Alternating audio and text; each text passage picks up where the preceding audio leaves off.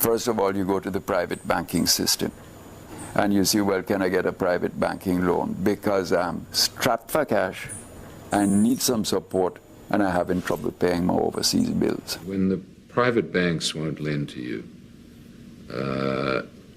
then you've got to do something if you're the leader of a country.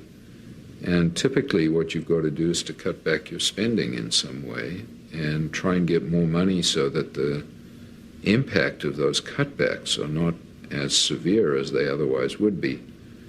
And it's at that point that you generally come to the IMF. What you really need is to sit down with them and say, look, can I work out a 5-year program?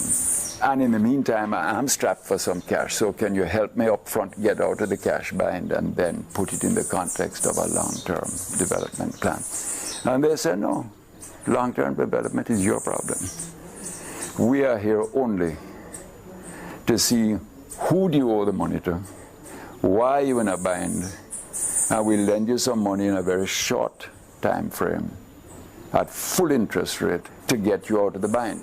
And they then impose upon you tremendous restrictions in what you can spend. And then we reach agreement on a set of measures on the budget, on the exchange rate, on monetary policy, on interest rates, on banks, on maybe privatization, and say, yep, we think this could solve your problem. And you say to them, but if I do it that way, when I finish repaying you, I'm going to be in the bind all over, because this can't solve my problem. They say, not our problem.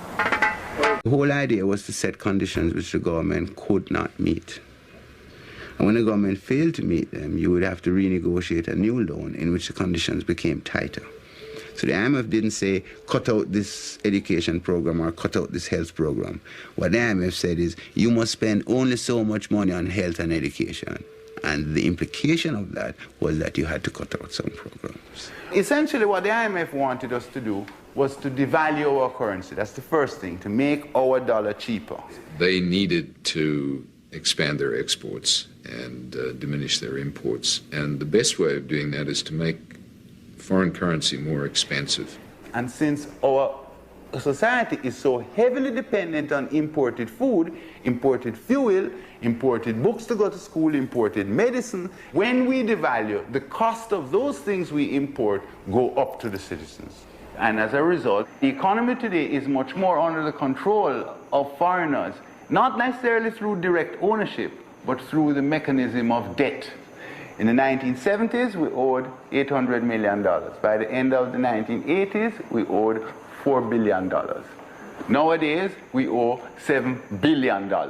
So the debt is rising, and all the time the debt is rising, our capacity to export, to produce, is getting less.